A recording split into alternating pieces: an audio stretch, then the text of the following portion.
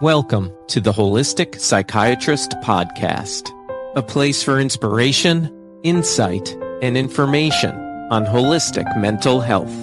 Join your host, Dr. Alice Lee, and discover critical information on safe, effective psychiatric medication withdrawal. Explore new ideas that enlighten and expand the mind with cutting-edge authors and experts, along with former patients as they share their miraculous healing journeys. It's time to build your well-being from the thought up. It's time for the Holistic Psychiatrist Podcast. Here's your host, Dr. Alice Lee. Hello and welcome to this Holistic Psychiatrist Podcast. I'm Dr. Alice Lee. I'm creating this recording from my practice in Stamford, Connecticut. And today we have a wonderful guest with us. Her name is Amanda. This is her pseudonym, but that's to help provide some privacy for her. And our focus for today is to understand how is it that Amanda was able to go through her whole medication withdrawal process so smoothly and easily. She was able to get off 3 psychiatric medications and, in fact, surprised herself and myself with how easy and swiftly that happened. So we're going to just explore a little bit about the healing process and have a little, hopefully, insightful discussion about the healing process. So, Amanda, welcome to our podcast. Thank you. I'm so happy to be here. Yeah. So, Amanda, you mentioned that you found me through a podcast, right? Right. Yeah. I literally searched the keyword lamictal into the Apple Podcast app and just started listening to different podcasts about it and came upon yours and went from there. Yeah. So share with us what happened after you heard the podcast. What did you do before you even called me the first time?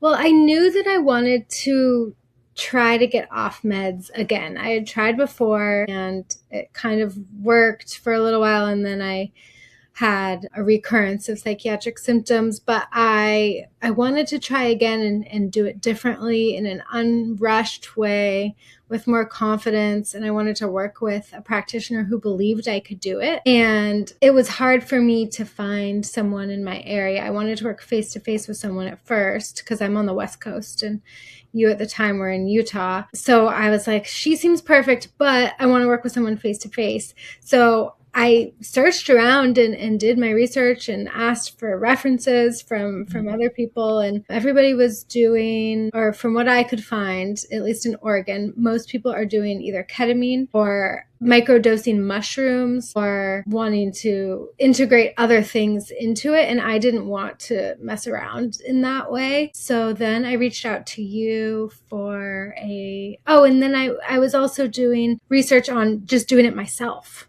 which felt scary and empowering, but it was more scary than empowering, the idea of it. So then I reached out to you and we did the first call, and then it kind of just started from there. I think I flew out to Utah a couple weeks after that. Mm-hmm. And I think also before we even met, I think you did a lot of listening to all the different podcasts. Oh, yeah. I basically every day on my commute to work would listen to the stories of your other patients who you've helped get off meds. And that started building my confidence. Like, oh, this might be possible. This guy's been on meds for a decade longer than me. And I was on meds for 25 years. It's not like it was just a year or two of psych meds. It was the majority of my life on medication.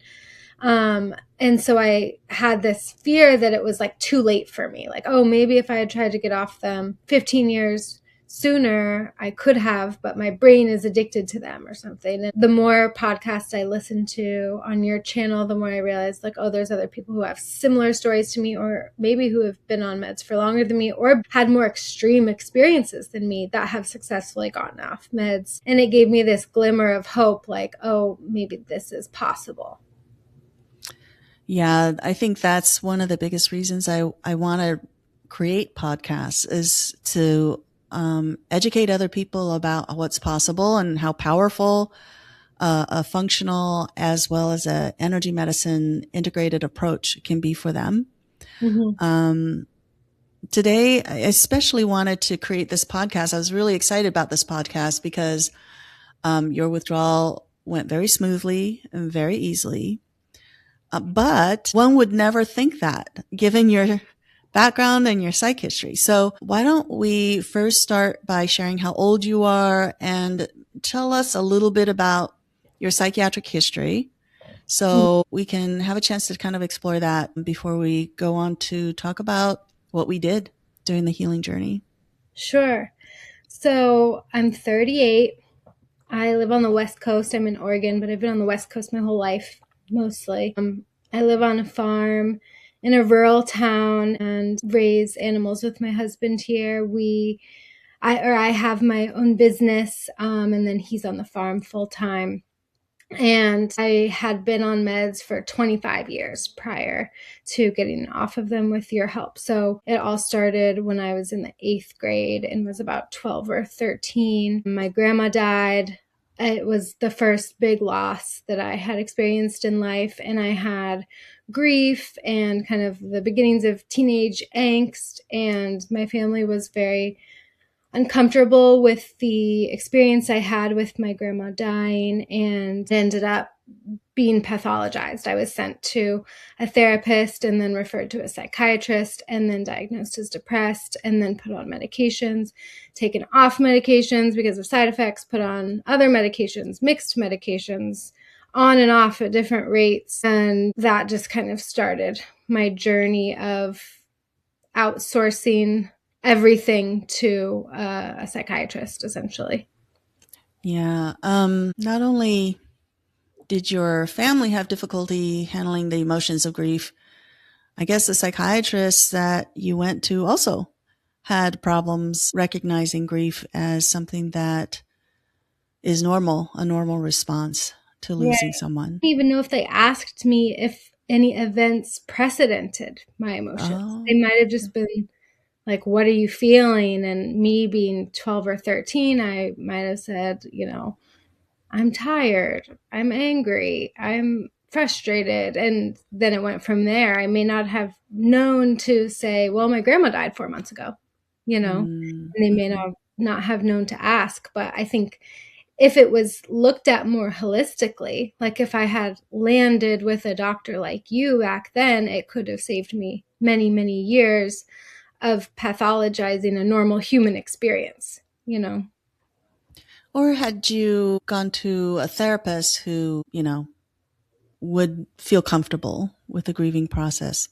Maybe they would have asked you different questions and it wouldn't have resulted in medications. So when you start at age 13, that's when a lot of things are developing with adolescence. So you start with medications, you're coming on and off medications. I think it can really create symptoms that can be misunderstood as illness rather than maybe withdrawal side effects from medications or just simply side effects from medications. There were a few things that you were told that I think would have made anyone worried about coming off medications.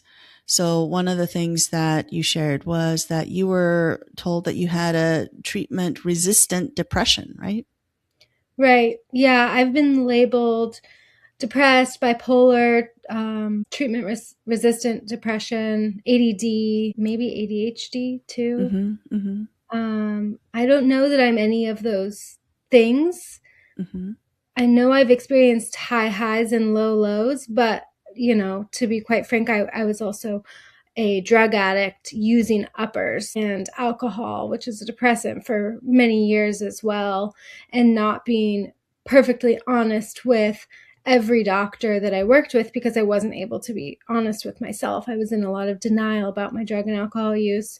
So I didn't really give the doctors I was working with all of the pertinent information to help me. But yeah, I think, there was some doctors that overprescribed and didn't listen to me, and I was kind of at their mercy and used somewhat as a guinea pig. But I also take responsibility for my part in it as well. It's not like I was just this victim of the system. I was partially a victim of the system at one point or another, or a victim of doctors that didn't do their due diligence in taking good care of me, but I was also not helping myself in a lot of ways. So it was a dual kind of problem. On the one hand, there were all these different medications that were being utilized to try to help you. And then on the other hand, you were also self-medicating with alcohol and drugs. So what kind of drugs were you self-medicating with? So it started with pot, and then caffeine pills, and then kind of mystery pills from different people that I went to high school with, then cocaine. Then I was also abusing Ritalin or different ADD medications, some of which I was prescribed, some of which I was getting from other people. And then I also abused ketamine, but alcohol was always part of the picture. Pot was always part of the picture. And in the end, it was a lot of cocaine that was probably cut with a bunch of other scary things as well. But yeah. What about psychiatric medications? What kinds of psychiatric medications were you put on? So I've been on so many meds that I don't even know the names of all of them. But like from what I can remember, I've been on, from 8th grade on, and I don't know the order of everything, but like Lexapro, Cymbalta, Latuda, Trintellix, olanzapine, Seroquel, Lamictal, Wellbutrin, Prozac. Did I say Effexor? Yeah, and also you already mentioned the Ritalin. And Ritalin, yeah. So that's a lot of medication exposure. Yeah, it was a ton. There was even an instance, I think I was a freshman in high school when I was prescribed an antidepressant that brought out like symptoms of OCD. And I was totally tortured by it. Like I was obsessed with being symmetrical. Like I would have to have my body be symmetrical. And then I was obsessed with turning the lights on and off, and didn't think that if I did it correctly, something bad would happen. I don't have that in me without medications. As soon as I was taken off that medication, it totally went away. Do you remember what medication it was? I'm really curious. No, I don't. But it was an antidepressant? It had been Effexor. I believe so. It was like something stimulating, because I would also had symptoms of, or I was diagnosed with chronic fatigue syndrome. So they were trying to like amp me up by giving me more stimulating drugs at the same time.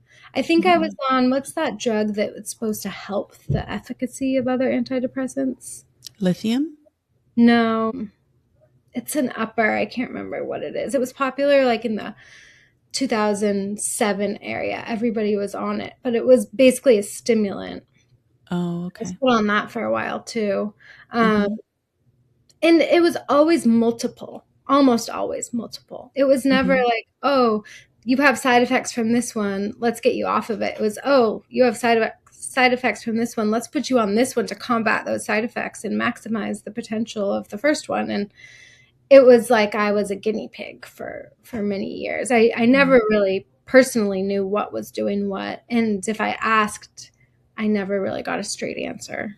And I think I brought it up and asked you these questions mainly because when a person has abused drugs and have been on a psychiatric medication or multiple psychiatric medications since age 12 or 13 for 25 years, and has been told you're bipolar or you have treatment-resistant depression. And I believe you had TMS, transcranial magnetic stimulation, for a period of time, quite a lot, like 4.5 months of several. 5 times a week. Yeah, 5 times a week. Wow. So you had a lot of treatments just to try to help yourself get better. So when you've had a lot of these experiences and nothing gets resolved, it's very easy to assume that, what can holistic interventions do? What can an integrative approach using supplements do? But, it can do a lot. It can actually heal the root cause. And in looking at your history, there were a few, at least some underlying root causes.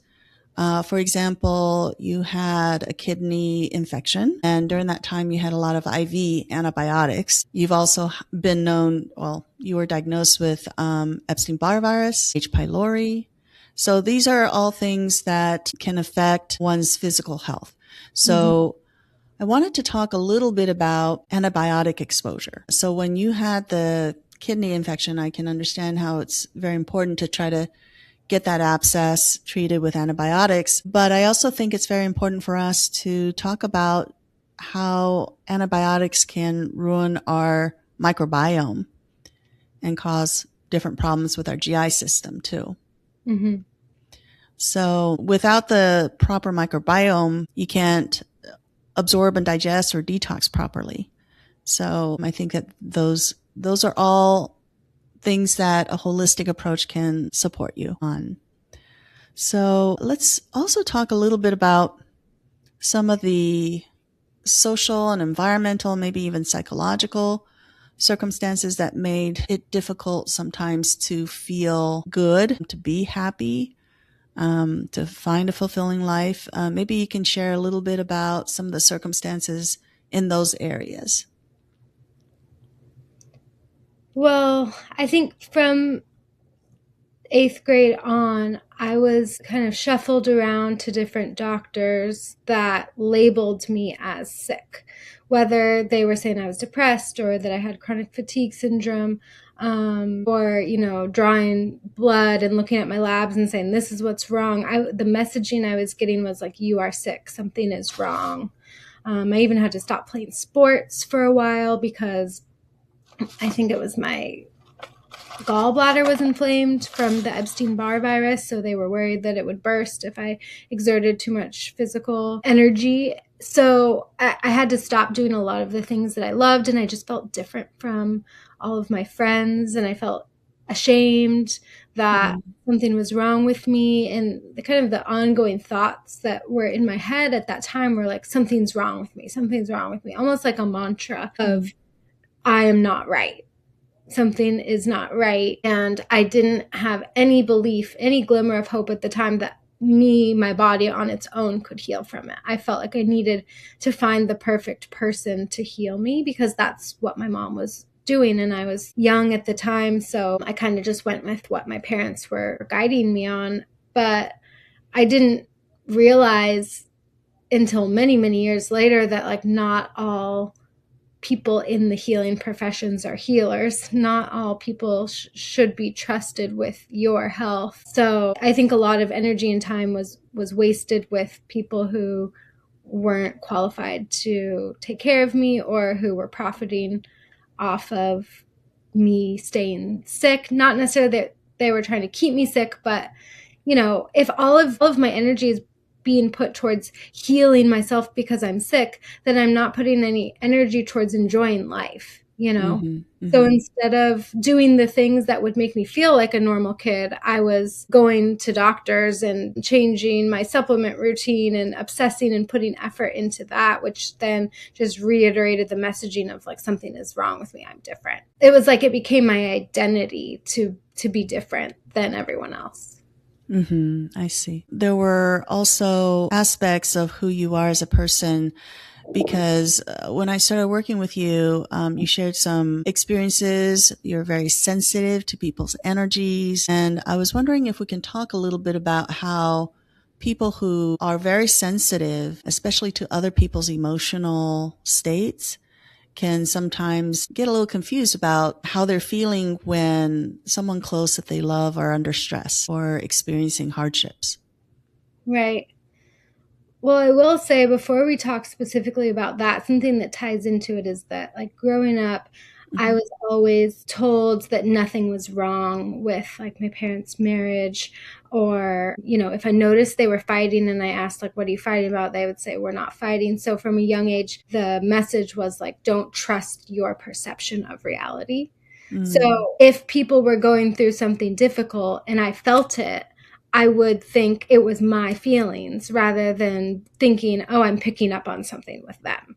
So it got confusing in that way too. But yes, I'm also sensitive and I have a lot of people that I love, including, my parents and my sister who over the years have gone through their own emotional stuff. And when, with my sister in particular, when she has gone through hard things, I've literally felt it in my own body, like as it's happening to her before I even know what's going on with her. And then have like felt the trauma of her traumas and not been able to kind of separate myself from it. And then so I'm living with my own traumas plus the people I love at the same time, and it just is too much to bear and too taxing on my system. But I also, have denied that for many years because it felt too woo-woo, or I felt embarrassed about it, or didn't want to talk about it, or didn't want to take away from other people's experiences. So I just kind of kept it a secret if I felt something that was not easily explained by science, Yeah, that's something that we have tools to deal with in energy medicine. And we did do some energy medicine techniques to help you to be able to create stronger boundaries and separation between you and other people, that you were able to sense, their feelings and stuff. And I think that on an ongoing basis is very good for decreasing stress. So, yeah. Very good. Well, eventually you ended up, I think, in AA, which I wanted to also have an opportunity for you to share, because I feel that your experience in AA really prepared you for the healing process, and that you had worked through so many different things there. And that's why perhaps our healing process went smoothly. So can you tell me a little bit about how AA changed you and what you learned? Sure. So, yeah, when I was 23, I got sober. And so that was back in 2011. And it was a huge life change. I was a bartender full time at that point in my life. And everyone around me was drinking and using drugs in a excessive way. Whether or not it was problematic for them, I don't know. But for me, it was problematic. And so basically, I reached an emotional bottom. It wasn't the kidney infection or abscess that landed me in the hospital that got me sober. It wasn't that I had some huge traumatic event as a result of my drinking. It was just kind of this compounded sadness of life. My world kept getting smaller and smaller because of the drugs and alcohol. And I just didn't have a big, full life like I am meant to have. And so my dad is sober, and he had been sober for at least 10 years at that point. So I reached out to my parents, and I kind of like came clean to them and said, I'm struggling with drugs and alcohol, and I need to get sober.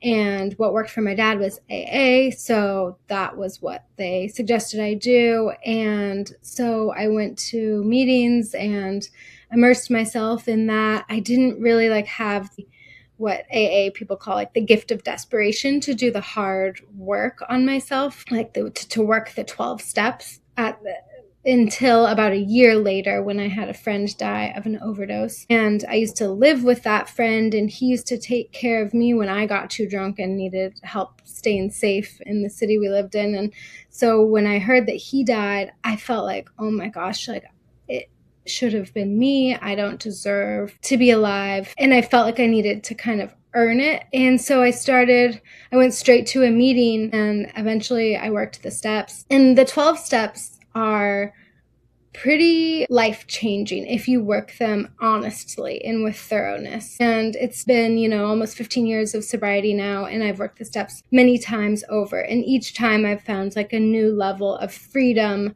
from either resentments or ideas I have about myself or ideas I have about the people around me. And I think that has created a belief that people can change, and that I can change, and that things that you don't believe will heal can heal,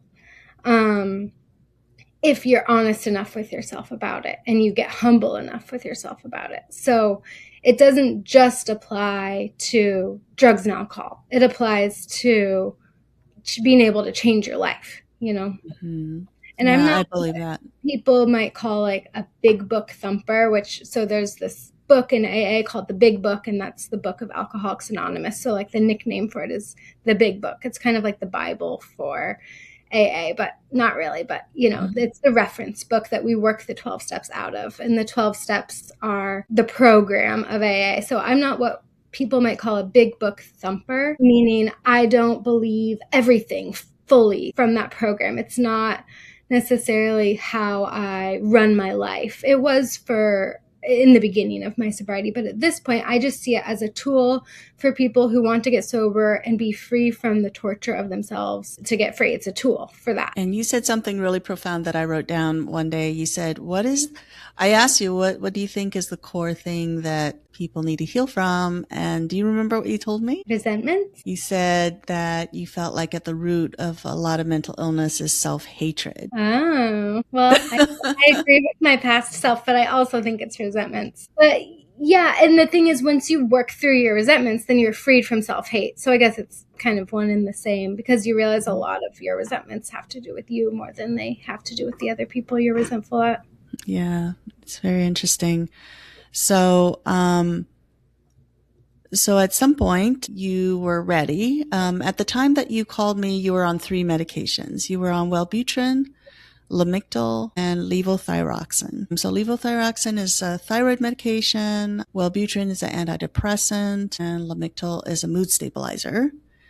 And maybe we can start by you sharing how you felt on those medications at the beginning of our treatment. Well, I wasn't quite sure because I hadn't been on just one at a time ever. But what I thought was going on is that Lamictal was making me tired because I was taking it and feeling groggy, but I wasn't sure if it was affecting me all throughout the day or just in the few hours after I took it before I fell asleep. And then I suspected that Wellbutrin and levothyroxine were bringing me up and maybe increasing my heart rate or making me more anxious. I just had the feeling that I had some uppers and some downers, and both things were kind of narrowing my spectrum of emotions or sensation for life, but I wasn't sure quite how much. Mm-hmm. And I was... quite frankly, I was kind of scared of all of them. I was scared of changing any of them because I felt like I was this perfectly balanced person on meds, not happily balanced, but I wasn't actively feeling depressed or actively feeling exhausted or drugged or hyper. It was like I could sense that the drugs were doing something, but I was nervous that they were keeping me in this delicate balance more so than anything else. Right. Anybody who's ever experienced medication withdrawals or who know how it is when you're coming on and off medications, I would imagine that it would make them very anxious and nervous to come off the medications if they've had a bad withdrawal experience. Right. And I had one, well, it wasn't successful in the end, but semi-successful withdrawal experience prior. So in all of the 25 years I was on meds, I've only gotten off of them twice, once before working with you. And I was off of them for about a year. At that point, I had tapered off Seroquel, Lamictal, Wellbutrin, and maybe Lexapro. But it took me about 3 years, I think. And I worked with the most holistic psychiatrist I could find at the time. She wasn't as thorough as you, but she did believe I could do it. And I think that that's key in working with a practitioner who believes it's possible, just as a side note. But what happened then is I got off of them, and all the other things that brought me to a place where I required medications weren't dealt with. So I was kind of a ticking time bomb, and enough things happened all around the same time that I was just essentially brought to my knees and depressed, and then ended up back on meds. So are you saying that they helped you to withdraw from the medications gradually, but there needed to be work on coping strategies and belief systems or something? Or what was it that you felt wasn't addressed? I mean, maybe it was some of that, but I think more so it was that my system was still vulnerable. There were certain things that weren't healed that I think you've been able to heal, like with my neurotransmitters and my thyroid and healing my traumas. It's like I was off of the meds and stable in this again, like a delicate balance. And then when things were kind of out of balance because life happened, like I got into a car crash, my sister had a big trauma, I moved. So I lost my support system and my identity with work, like all at the same time. And it was just too much for my brain and my system to handle. It was too big of a jolt. Whereas now I think, if God forbid something extreme happened, I have a stronger foundation in various ways, not just one thing or another. But coping mechanisms, yes. The ability to take care of myself and eat healthy, also, yes. A stronger belief in my brain to withstand stressors is part of it too. But yeah, it's hard because I don't know exactly what you did to help me. It was like we did so many things all simultaneously, and I think they're all equally valuable, but I can't tell what it was that made this less difficult. I mean, I got off of all of the meds within 2 months of meeting you, and now today is the 3-month anniversary of being off of all of those 3 meds.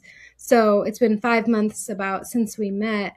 And I didn't have withdrawal symptoms. The only symptoms I had were when my meds were too high because my body was healing faster than we could get me off of the meds, which is mind-blowing. Whereas before, I had withdrawal symptoms the entirety of those years that I was tapering off. First, I got off Seroquel, then Lexapro, then Wellbutrin, then Lamictal, I think, is how we did it before. And I had symptoms of depression and anxiety the whole time.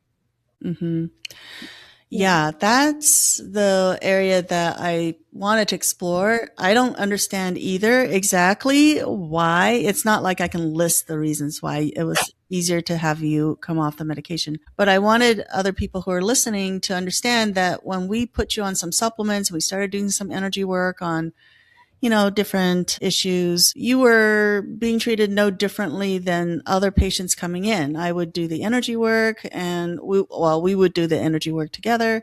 You would be put on some supplements that are appropriate for you. But what was really interesting was you needed to call me in between sessions. We had appointments every week, but then like maybe a couple days before your follow-up appointment, you would call me and say, you think that you're on too much medication because you were feeling a little bit too numbed or sleepy or drugged on the medication. And I would actually do a little bit of energy testing to see if that was true. And I would give you feedback about how to lower your medication. And you would lower your medication. And sure enough, you would feel more balanced. And so I was really surprised that you had to lower the medication even before a weekly follow-up appointment.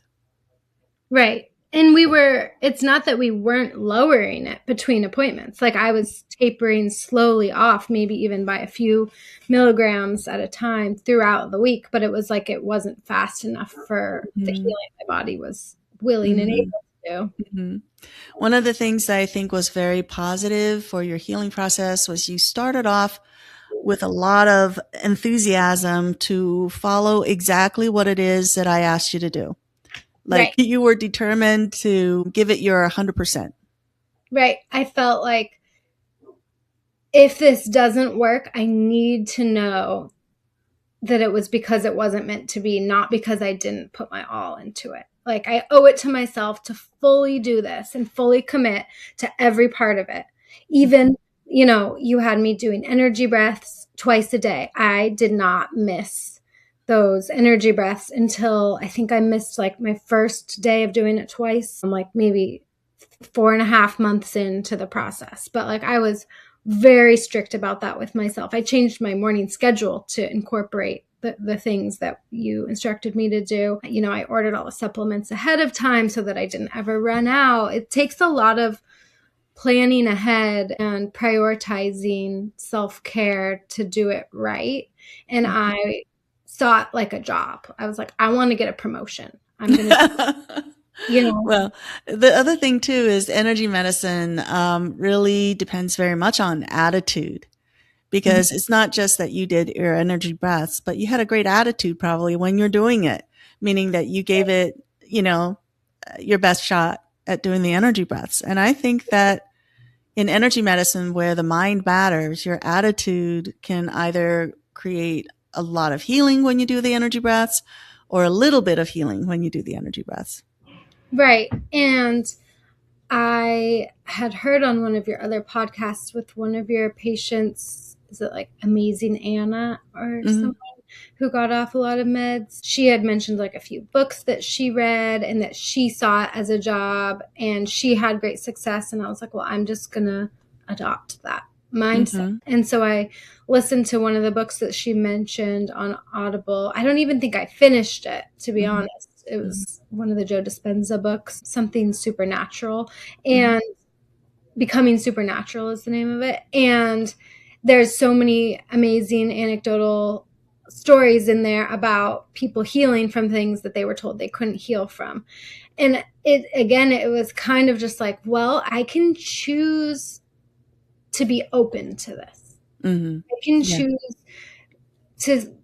Oh, and another thing I did to help myself stay more open to it is that I decided not to talk to people about my withdrawal process if I didn't think that they would be supportive of it. So it's weird because I kind of felt like I was keeping secrets, but instead it was like I need to prioritize myself and protect my mindset when I'm going through this, not in a way that I'm like doing shady things behind people's backs who care and love about me. Like my husband knew about it, my parents knew about it, my sister knew about it, and like a couple friends. But it wasn't like I just talked about it like it was a casual conversation. And when people asked me questions where I could tell that they were scared for me to go through it, I set a boundary. Like with my mom, I said, you know, it makes me doubt myself when you ask me questions like that.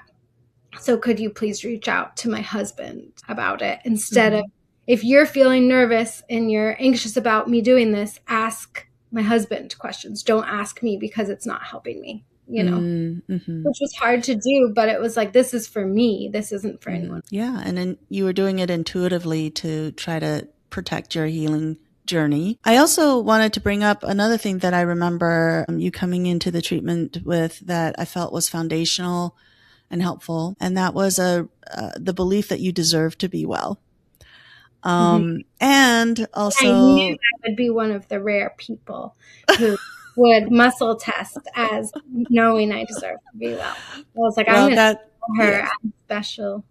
Yeah. I told you that very, very, very few people test strong for I deserve to be well. Almost all of them test strong with I want to be well. But I deserve to be well is the clincher for most people. They go weak with that when we muscle test that, but you test strong and you had this unusual attitude of taking responsibility for all that happened to you and thinking that it was meant for your good, that you could learn from them. And there was nothing about it that is like, kind of like I'm a victim of my circumstances or something like that. It was always, I don't know exactly what you're at, how you communicate it. Can you describe it for us? Like, but it was just this different attitude. Yeah, I think a good example of it is, or an easy way to demonstrate it is with an actual example rather than a general attitude. So like I got into a car accident in 2017 and I was hit by a drunk driver and it was a hit and run. So he was like clearly at fault. And then he tried to leave the scene and he couldn't because both of our cars were totaled. And he was not a good guy and he had a record that showed that. But right after the accident, all these random pedestrians and a person who lived in a house that my car tire axle thing like flew into and damaged came out from nowhere and helped me. Like, this one guy who used to be an ambulance driver happened to see it. And so he came and he knew how to talk to me while I was like sitting in shock in my car.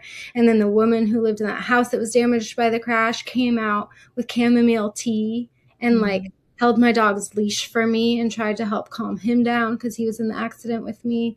And then in the days that followed the crash, I could clearly see that I had a decision to make. Like, how do I want to tell the story of this situation? Because there's multiple stories that are all true, but I can choose which details I want to remember. And the way I tell the story will change the way I feel about what happened and will change how I heal and will change everything, you know? So it's like, I could tell a story of, I was hit by a drunk driver who was a bad guy, and he tried to leave, and then he tried to blame it on me, and then I had to go to court, and I had to prove my innocence, and they picked apart who I am as a person in court, and it was all money-based and blah, blah, blah, and I could go down that rabbit hole, and it is a version of the truth. Or I could tell the story of, I was in a car accident, all these people came out of the woodwork in the moment to help me while I was in the center of a busy city where everybody kind of minds their own business. And then I decided that life's too short to have a job you don't like. So I changed careers and changed my life. And it ended up being a good thing. And now I don't even have chronic pain anymore. And I didn't get the surgeries they told me I needed to get on my spine. And I have more of a belief that my body is capable of healing, even when people tell me it's not. So it's like both of those stories are true. Obviously, I chose the positive one to tell because that's the mindset I want. But I feel like it's like that times 1,000 with everything we go through in life. Like, what story do we want to hold on to? How do we want to remember our own life, you know? And it's like, I just have a glimmer of hope that like I can change things, and then that's enough to hold on to and zoom in on, rather than being powerless over my health. Because I spent many, many years feeling like something's wrong with me. And I just was sick and tired of that mindset. I didn't want it anymore. So I just was like, well, I can almost like fake it till you make it and see if I'll make it.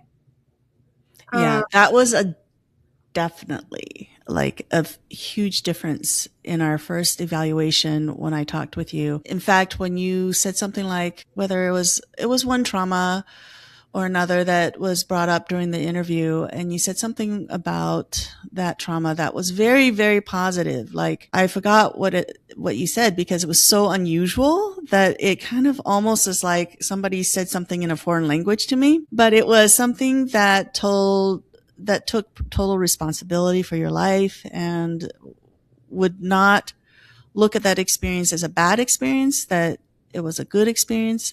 I think it had something to do with your substance abuse history that you... Oh yeah, you asked me if I had like anything I would change about my life in like the first or second day that we met. Because when we first met, like in order to work with you, you had me fly to Utah to see you in person and work with you for like 2 long appointments. And so we really got to dive into the energy work, which at first, I don't know if you remember this, but on our first call, you asked me if I was open to doing energy work. And I think I said no. I was like, do I have to? Like, is that required? Because it just felt like too woo-woo to me. And I was just, I didn't understand any of it. I still don't. I'm not claiming that I understand it now, but I just kind of felt like, how does that connect to my neurotransmitters and that my brain is messed up from years of being on drugs and psych drugs, you know?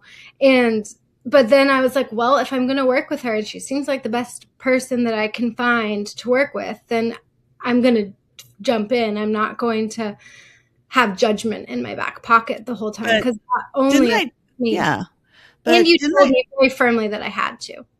Yeah. Didn't I say that we didn't need to go on and do any treatment then if you didn't want to do energy work or something? You're correct, in a way that I was like, whoa. I think you said, yeah, if you're not open to that, then we probably won't be a good fit or something like that. And I was like, whoa. I was like, tell me what it is. I might be open to it. But I think, so what I've learned from working the 12 steps is that like everything that happened during my drugs and alcohol years built me into the person that I am now.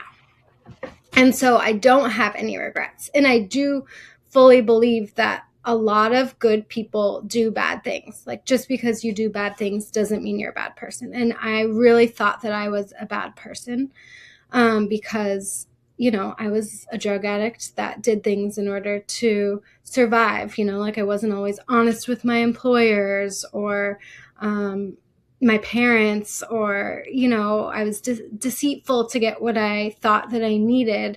And I, as a result, had really low self-esteem because I wasn't acting right.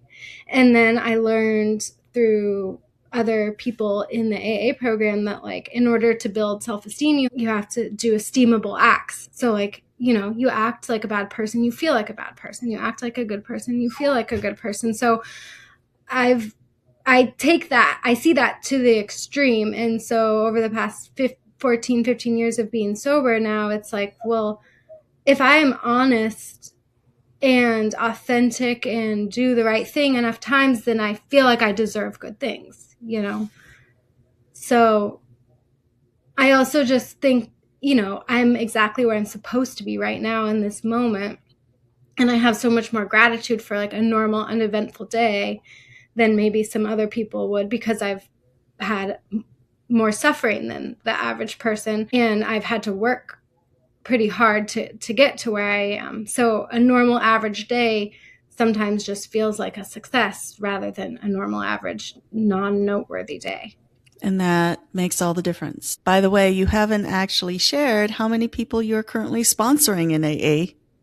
Oh, yeah. I have 5 sponsees that I'm working with right now. So 5 women that I'm taking through the steps that are all in different paths of life and phases of their sobriety. But yeah, it helps me a lot. Yeah. When you said you enjoyed that work, from my perspective, it would seem like a monumental thing to do, to sponsor someone else. But for you, because of your experiences, it's just a very rewarding, gratifying, and empowering thing to do. Yeah. And it's like I'm giving back. Like, I had people that I've worked with different sponsors over the years. And a sponsor, for anyone that doesn't know, is just somebody that takes you through the 12 steps. So it's, I try not to insert my personality into it. It's more like I'm a guide and I take someone through the 12 steps so that they can be more free and more likely to stay sober. Yeah, people took me through the 12 steps when I was in early sobriety. And I have a sponsor now too. So all throughout my sobriety. So it's like, well, how selfish would I have to be to then say, well, no, I'm not willing to do that for anybody else, even though all these people were willing to do it for me, Yeah.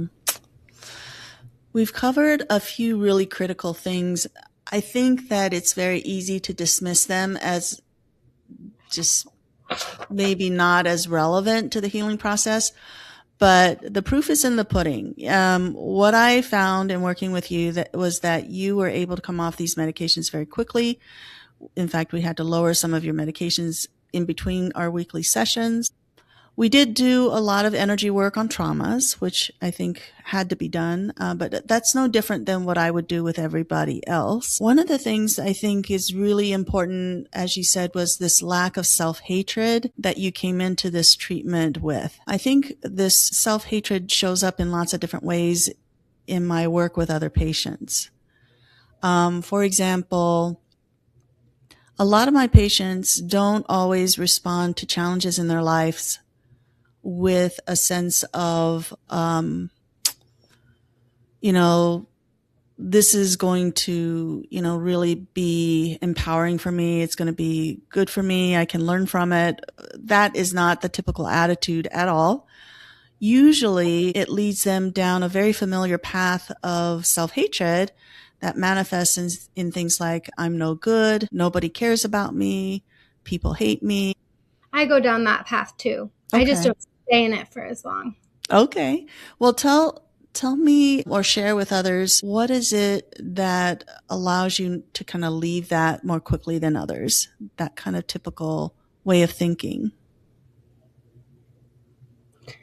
I think it's so many things. I used to really sort of romanticize darkness. Like I thought that it made me unique to be dark and gloomy or pessimistic, and I related to others that had similar outlooks. And now I think I'm a seeker. I think just naturally, like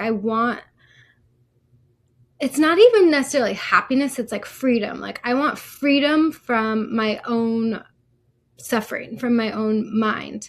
And I think I have had the gift of desperation to do self-work because I've had a lot of suffering and had a lot of trouble. So I just don't want it anymore. Like I just, and I think the only way out is through. Like there's no amount of dilly-dallying and waiting to heal that will heal deep-seated beliefs about ourselves as much as actually looking at it straight on and doing the work, which isn't always easy. In fact, it's never easy, but I don't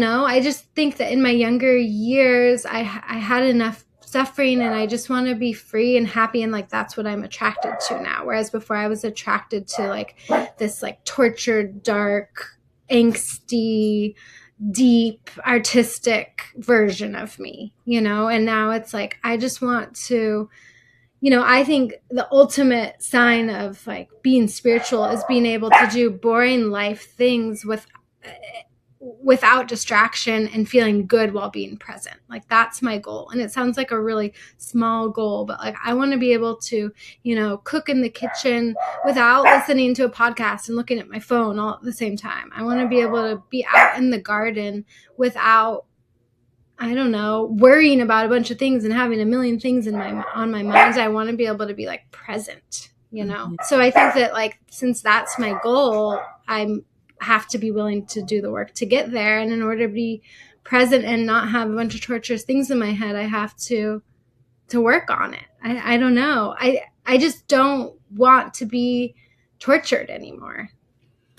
Well, today I was working with one patient and we worked on the issue of consumerism, materialism, because it was creating a lot of anxiety and hardship for him. He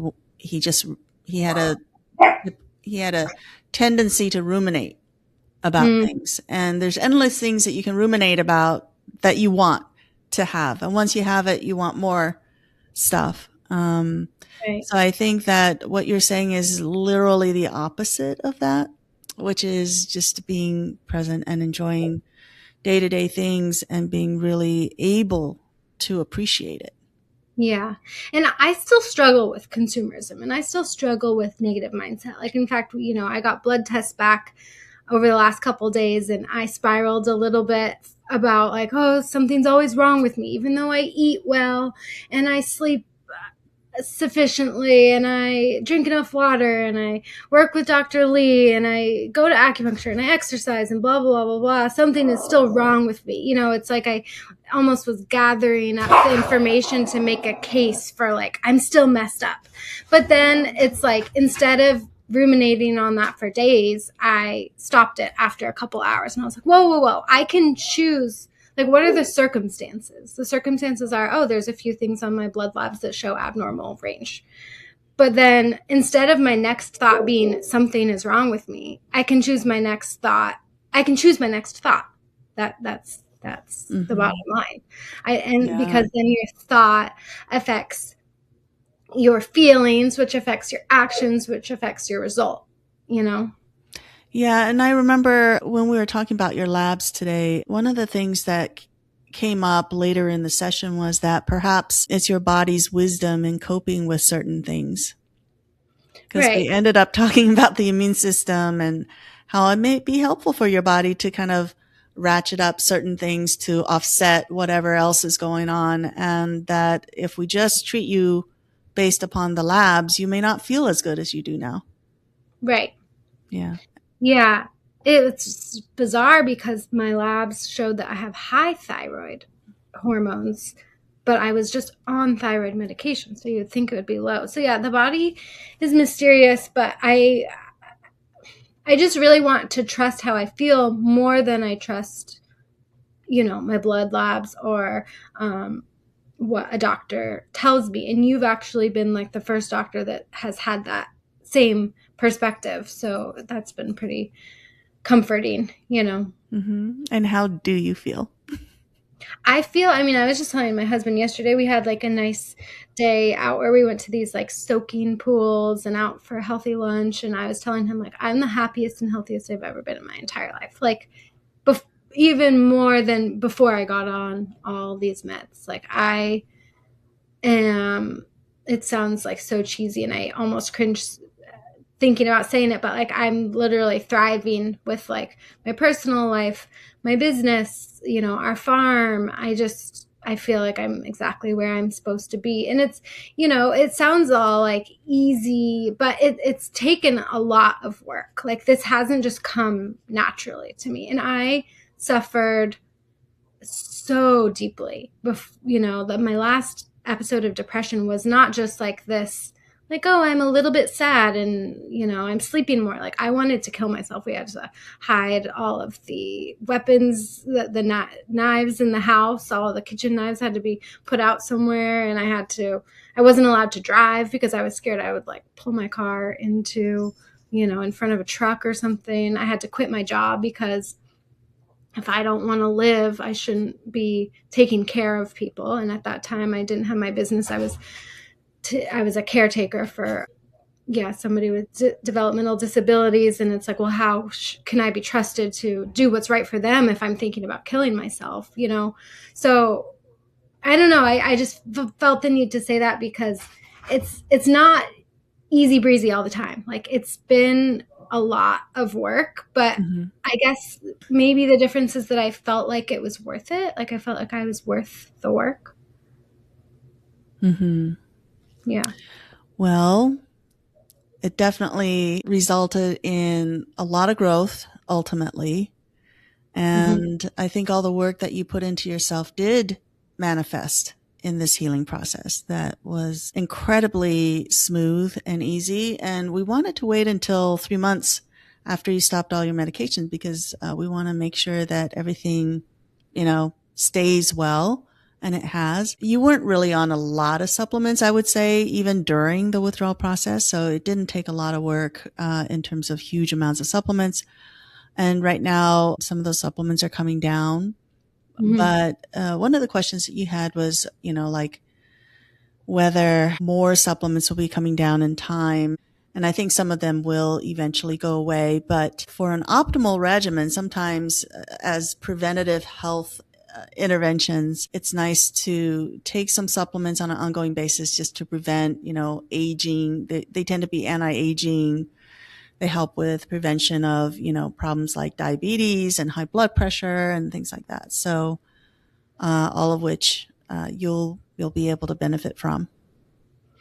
Yeah, I think my tendency is to be like, okay, well, how do I simplify this? Or how do I do less? Or like, yeah, these helped, but like, can I stop? I think I'm just going to sit tight because it's not excessive. It's doable. I think one of the things that helped me is I got like a pill organizer thing off of Etsy. One for morning, one for midday, one for night. And I just like do it week by week. And that way I don't have to do any, you know, referring to the chart that you give me in the moment. I can just take it without thinking about it. But like I would rather take, you know, some of the things I'm taking, like liver glandulars and minerals and vitamin D and what else am I taking? Niacinamide, those sorts of things. I would rather take that on an ongoing basis and feel good when I'm taking it over psych meds any day. Yeah. You know, it's like every time I took those psych meds, I felt like I was not aligned with myself. You know, I felt like I was doing something wrong for me. It was like every other part of my life kind of lined up and fit except for that. And now it's like everything's more in alignment. The way I'm taking care of myself and my mental health is aligned with the way I take care of other things in life, you know? Yeah. And you are taking care of a lot of people. You're not just sponsoring 5 other women in AA, but you're also very important in your work in helping other women. So yeah, I love my work. It gives me you don't have to tell people what exactly you do, but I think some of the things that you experienced in your life also made you a better expert in your work. Right. Yeah. I think that any time that we can help people feel more free over their suffering, it's like that is fulfilling work. So that's what I do with my skin health business is I just help people be free from acne and other inflammatory skin conditions that make them feel less like themselves, you know? Well, I'd like to finish up by asking you one last important question. There's so many I could ask you, but what do you think was a core thing that you feel you'd like to leave those who stuck with this podcast to the end?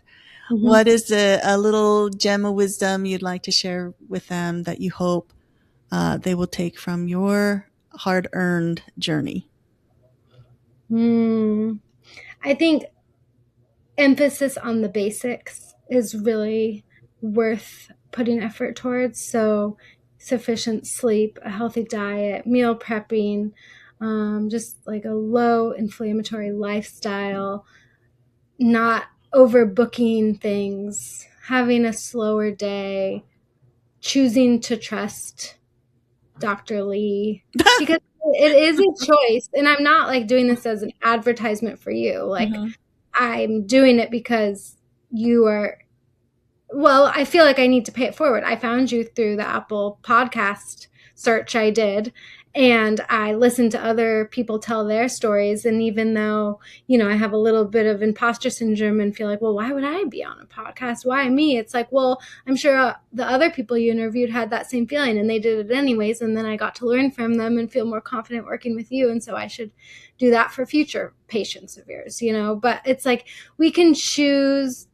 We all kind of have a rebellious nature in us. Like, somebody says yes, we say no without really thinking about it. And like when you said to do things, I said yes. I chose to just do it because why not be all in when it comes to my own mental health and my own potential success and getting off of meds, Wonderful.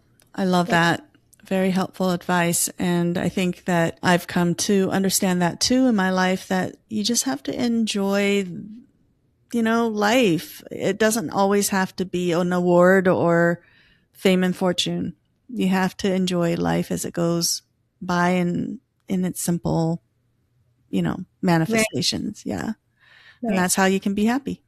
You don't always look to the future as expecting something great to happen. Right. Right. The whole I'll be happy when mindset has never served me. Like, I have to choose to be happy now. Mm-hmm.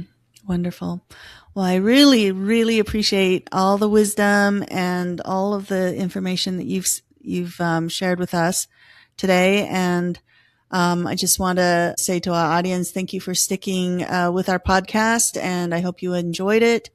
I hope you've been able to gain more hope and empowerment through what we've shared. Please go to my website, holisticspsychiatrist.com, if you want any more information about my practice in Stanford. And if you want to be able to have access to high quality supplements, there's a place in the product section of my website where you can sign up for the Fullscript account under my name. So hope that will be very helpful for you as well.